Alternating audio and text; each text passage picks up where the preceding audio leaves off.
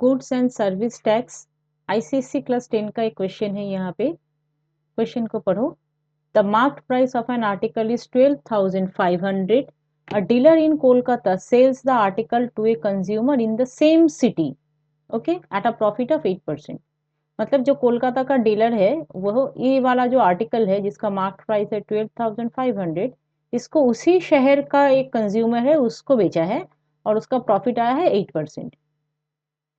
If the rate of GST is 18%, find, पहले निकालना है sales price excluding the tax, उसके बाद IGST, CGST, SGST paid by the dealer to the central and state government. मतलब dealer ने central government को और state government को कितना कितना टैक्स किस किस खाते में पेमेंट किया है।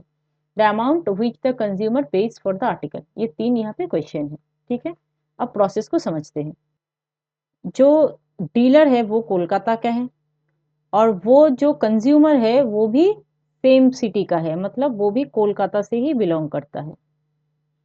तो जब सेम सिटी में ट्रांजैक्शन होगा तब हमको पता है कि वहां पे सिर्फ जो भी जीएसटी अमाउंट होता है, जीएसटी परसेंटेज होता है, उसका 50% जो है वो जाता है सीजीएसटी में और 50% जाता है एसजीएसटी में। जीएसटी इज नील, क्योंकि आईजीएसटी जब डिफरेंट सिटी में काम होता है, डिफरेंट सिटी में ट्रांजैक्शन, डिफरेंट स्टेट में ट्रांजैक्शन होता है, डिफरेंट सिटी नहीं डिफरेंट स्टेट में ट्रांजैक्शन होता है, तब आईजीएसटी का अमाउंट कैलकुलेट किया जाता है। जब सेम स्टेट में कोई काम होता है तब हम क्या करते हैं, इसको इस तरह से नहीं करते हैं। 50% सीजीएसटी में जाता है सेंट्रल को और 50% जाता है एसजीएसटी में। अब आ जाते हैं क्वेश्चन नंबर 1 पे। क्वेश्चन नंबर 1, यहाँ पे हमको सेल्स प्राइस निकालना है। सेल्स प्राइस क्या होता है? मार्क प्राइस, उसके साथ हम ऐड करते हैं मार्क प्राइस के ऊपर प्रॉफिट परसेंट। ठीक है, मार्क प्राइस यहाँ पे कितना है 12,500, उसमें हम ऐड कर देते हैं 12,500 के ऊपर प्रॉफिट है 8%। ठीक है, इसको हम कैलकुलेट करेंगे तो हो जाएगा 12,500 प्लस 1,000, तो ये टोटल आ जाता है 13,500। ठीक है, अब हम आ जाते हैं क्वेश्चन नंबर 2 में। यहाँ पे डिफरेंट डिफरेंट टैक्स निकालना है। पहले निकालना है हमको आईजीएसटी, फिर सीजीएसटी और फिर एसजीएसटी। तो पहले हम आईजीएसटी देखेंगे। आईजीएसटी तो यहाँ पे कुछ होगा नहीं, नील और जीरो, क्योंकि ये डिफरेंट स्टेट में ट्रांजैक्शन नहीं है।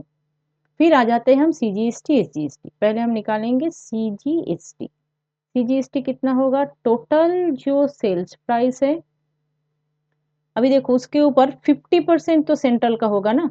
अभी यहाँ पे जीएसटी रेट कितना है? जीएसटी रेट है 18%, तो इसका 50 मतलब 9% होगा। तो इसलिए यहाँ पे हम 9% कैलकुलेट करेंगे सीजीएसटी के लिए। ठीक है, 1250। उसी तरह से हम एसजीएसटी कैलकुलेट करेंगे। यहाँ पे एसजीएसटी भी वही होगा 13,500, उसके ऊपर 9%। ठीक है, इसको भी हम लिखेंगे 1250। ठीक है, एक दूसरा तरीका इसका क्या हो सकता है, यहाँ पे हम पहले टोटल जीएसटी निकालेंगे। टोटल जीएसटी 13,500 के ऊपर 18% कैलकुलेट करेंगे टोटल जीएसटी। इसको अगर कैलकुलेट करोगे तो आ जाएगा तुम लोगों का, यहाँ पे शायद मैंने कुछ कैलकुलेशन में गड़बड़ किया है, रुको।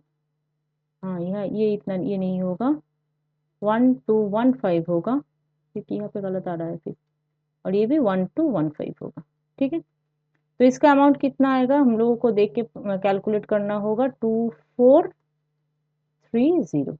ठीक है, अभी यहाँ से हम क्या करेंगे, टोटल जीएसटी निकाल लिया। टोटल जीएसटी के बाद यहाँ पे हम इसको डिस्ट्रीब्यूट कर देंगे। तो सीजीएसटी कितना होगा? इसका हाफ, इसका हाफ मतलब 1215।